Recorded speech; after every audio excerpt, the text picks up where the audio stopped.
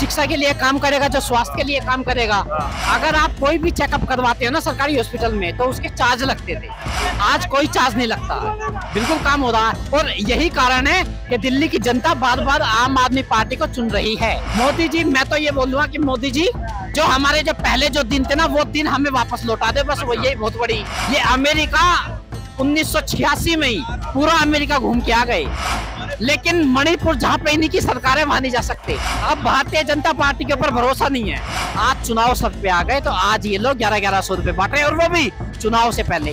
भाई मैं इनसे ये कहता हूँ कि आज इलेक्शन कमिश्नर कहाँ है। नमस्कार दोस्तों, आपने देखना शुरू करते हैं पंचायत। मेरा नाम अभिषेक शर्मा। इस वक्त मैं लाल किले क्षेत्र में मौजूद हूँ और जिस तरीके से देखा जा रहा है विधानसभा चुनाव एकदम नजदीक आ गया है। चलते सीधा लोगों से बात करते हैं कि क्या लगता है इस बार दिल्ली में जो विधानसभा चुनाव नजदीक आ गया, बीजेपी एक तरफ कहती है 50 सीटें लेकर आएंगे, वहीं पर अरविंद केजरीवाल कहते हैं 70 की 70 हम लेकर आ रहे हैं। और वहीं पे एक तरफ में देखा रहा है कांग्रेस कह रही है कि दिल्ली में न्याय यात्रा करने के बाद में दिल्ली हमारी तरफ वापस आ गई है। सीधा चलते लोगों से बात करते हैं, इनकी क्या राय है। जी सर, क्या लगता है, नाम है?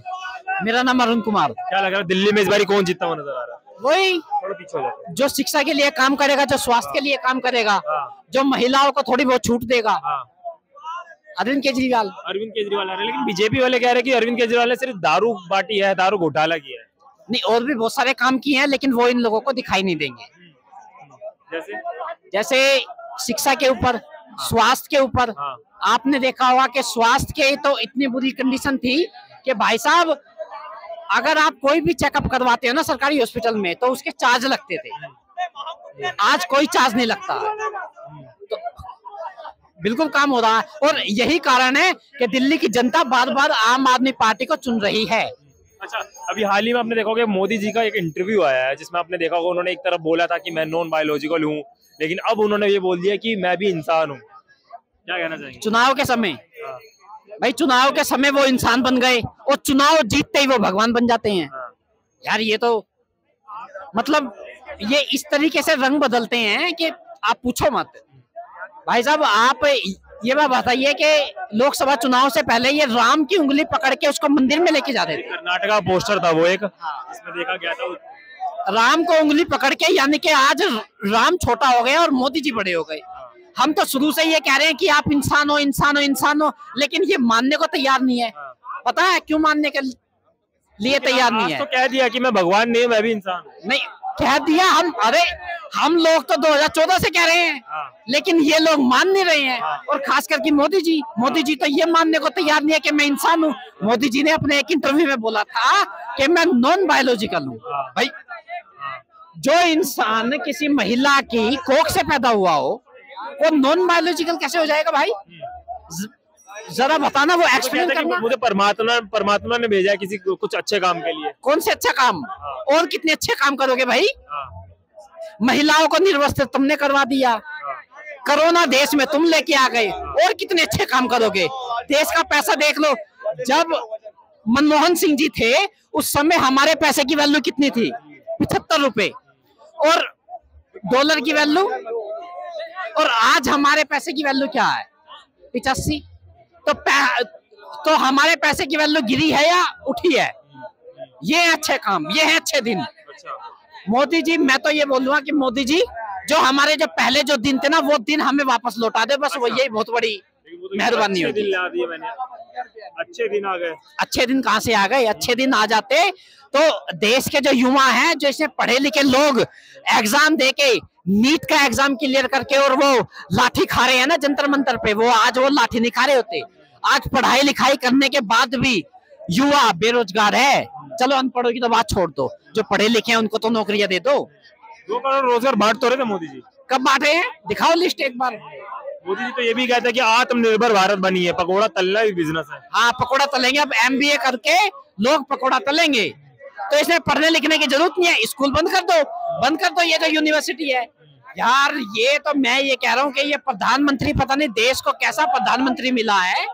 और सुनिए, मोदी जी ने पहली बार 10 साल में पॉडकास्ट किया है, पहली बार किसी पॉडकास्ट में नजर आए हैं। शुक्र है भगवान का कि भैया ये पॉडकास्ट में आ गए, नहीं तो 10 साल से इन्होंने एक भी प्रेस कॉन्फ्रेंस नहीं की। अगर किसी चैनल पे इंटरव्यू दिया है तो अपने ही चैनल पे दिया है, जो इन्हीं के साथ पॉडकास्ट की बात कर रहे हैं। लेकिन सवाल ये भी है कि पॉडकास्ट में तो चले गए, मणिपुर क्यों नहीं जा पा रहे हैं? सबसे मिलने का टाइम है, मणिपुर क्यों नहीं जा पाए? मणिपुर में तो फंस जाएंगे ना, वहाँ पे महिला इनको छोड़ेगी नहीं, वहाँ पे महिला इनको छोड़ेगी नहीं, इसलिए ये लोग मणिपुर नहीं जाएंगे, पॉडकास्ट में चले जाएंगे, लंदन अमेरिका ये लोग चले जाएंगे। ये अमेरिका 1986 में ही पूरा अमेरिका घूम के आ गए, लेकिन मणिपुर जहाँ पे इन्हीं की सरकार है वहां नहीं जा सकते। अभी हाल ही में आपने एक और देखा होगा, जिस तरीके से देखा जा रहा है, एक शीश महल और राजमहल की बात बहुत ज्यादा छिड़ गई। कह रहे एक शीश महल 52 करोड़ का बना लिया, राजमहल 2700 करोड़, 52 करोड़ 2700 करोड़ का राजमहल मोदी जी का। लेकिन वो कह रहे वो तो पीएम आवास है, वो तो छोड़ के चले जाएंगे जब हारेंगे। तो इसमें कब जाएंगे छोड़ के ही तो नहीं जा रहे, छोड़ के चले जाते तो अच्छा रहता। पर लेकिन हाँ देखो, हमें अब भारतीय जनता पार्टी के ऊपर भरोसा नहीं है। भरोसा पता किसके ऊपर है? नीतीश कुमार के ऊपर। पूछो क्यों? वो इसलिए है क्योंकि वो पलटू राम है। अच्छा। वो कभी भी पलट जाएंगे। जिस दिन वो पलटे उस दिन मोदी जी को जाना पड़ेगा गुजरात वापस। लग रहा है इस बारी दिल्ली की बात करो तो दिल्ली में क्या लग रहा है, 50 सीटें के जो वादे कर रहे हैं बीजेपी, कह रही है 50 सीटें लेकर आएंगे। बहुत मुश्किल है, बहुत मुश्किल है। आपने देखा होगा कि इनके सभी नेता यहाँ पे आ चुके हैं दिल्ली के चुनाव में, और आपने ये भी देखा होगा कि 1100 रुपए प्रवेश वर्मा ने बांटने शुरू कर दिए। और आज ये भारतीय जनता पार्टी के लोग कह रहे हो तो संस्था है हमारे पिताजी की चलती आ रही थी, इसमें दे रहे। तो पिताजी की संस्था थी तो ये तुमने लोकसभा चुनाव में क्यों नहीं बांटे? तुम्हारे पिताजी की संस्था आ जाइए सामने, अच्छी बात है, तुम्हारे पिताजी की संस्था थी तो ये पैसे पहले भी तो बांटे जा सकते थे, इलेक्शनों से पहले बांट देते, महिलाओं को दे देते यार। कोरोना काल में भी तो इनकी वो संस्था थी, उस समय महिलाओं को 1100 रुपए दे देते तो अच्छा होता है ना, होता ना भाई, गरीब लोगों का भला हो जाता बेचारों का। लेकिन इन्होंने उस वक्त नहीं दिए, आज चुनाव सर पे आ गए तो आज ये लोग 1100 रुपए बांट रहे हैं, और वो भी चुनाव से पहले। भाई मैं इनसे ये कहता हूं कि आज इलेक्शन कमिश्नर कहाँ है? आज इलेक्शनों से पहले ही वोटर्स को खरीदा जा रहा है, उनको 1100 रुपए बांटे जा रहे हैं। चलो अरविंद केजरीवाल को तो छोड़ दो, अरविंद केजरीवाल जी ने ये कहा है कि मैं जीतूंगा तो जीतने के बाद महिलाओं को हर महीने 1100 रुपए दूंगा। लेकिन ये तो चुनाव आने से पहले ही इन्होंने तो 1100 रुपए बांटने शुरू कर दिए। चुनाव आयोग को संज्ञान लेना चाहिए, लेकिन वो नहीं लेगा, वो खुद इन्हीं के पैर पकड़ के बैठा है। क्या लग रहा है दिल्ली में इस बार किसको जिताना चाहेंगे? यही अरविंद केजरीवाल आएगा। और सुनो, आम आदमी पार्टी में 2 चेहरे दिख रहे हैं सीएम के, आतिशी और अरविंद केजरीवाल, किसको बनाना चाहेंगे?